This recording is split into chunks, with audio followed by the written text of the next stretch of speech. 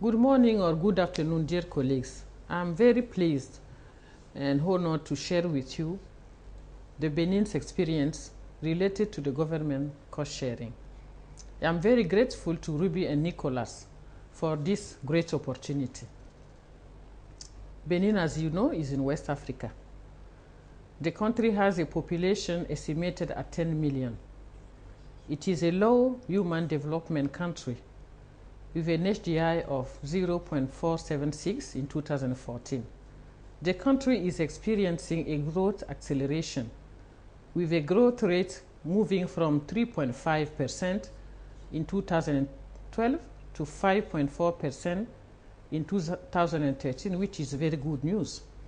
Despite those positive trends, progress towards the achievement of the MDG target is slowed down for several reasons.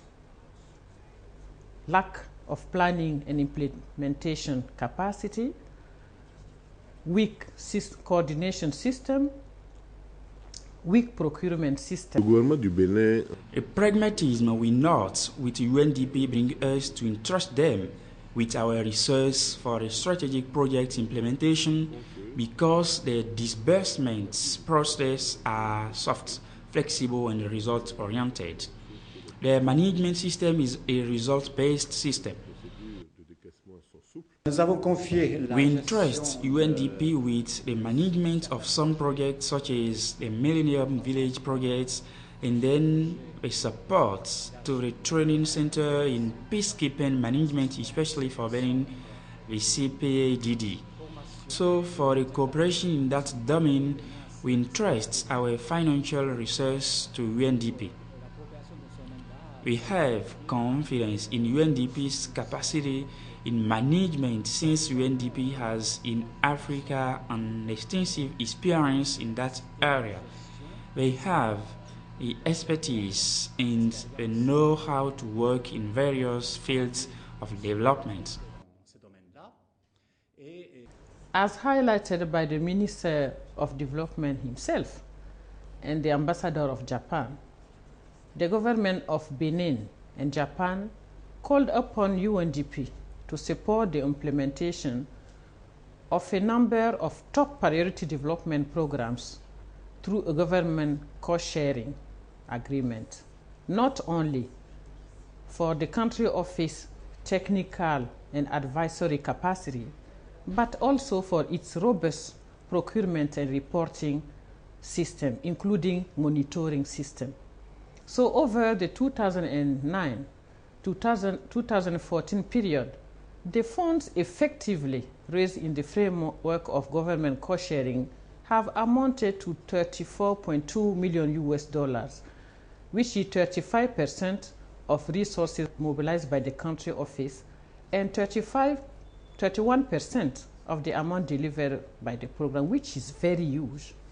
5% of those resources have been generated through general management service, which amounts to about $1.5 million, representing 36% of the total GMS revenues during the same period.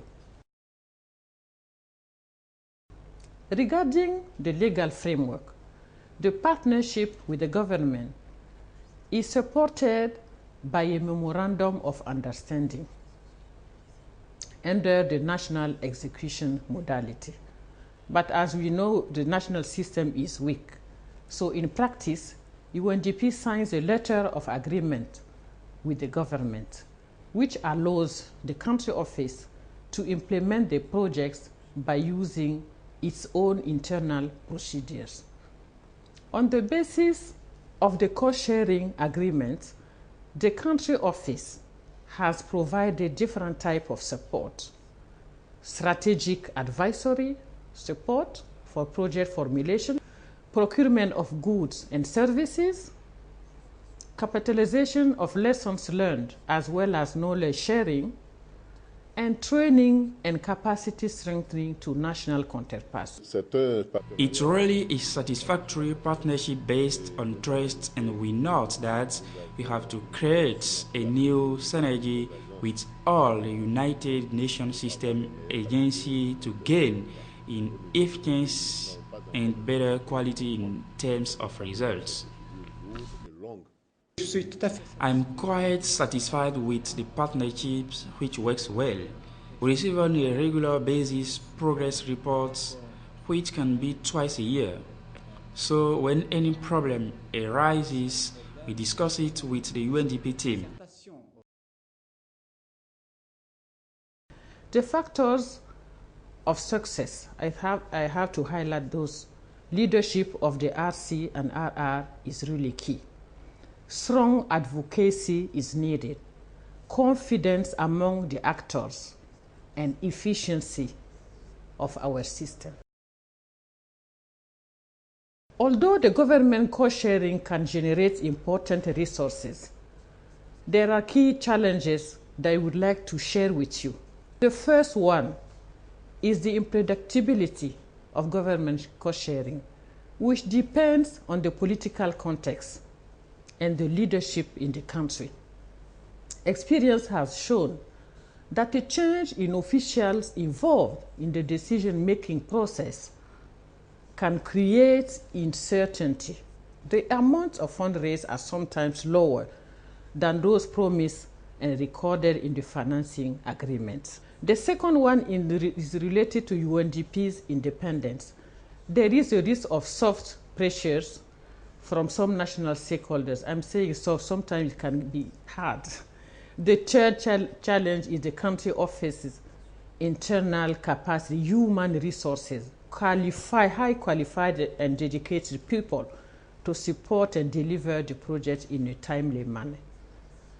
And finally, the importance of regular feedback to both government and donor country representatives. Other resources mobilization sources, I think, may be explored, particularly from non-represented donor countries or countries that do not have or no longer have a significant cooperation with the recipient country. I thank you very much, dear colleagues, for your attention, and I wish you success in your collective and joint efforts to contribute better to the post-2015 agenda.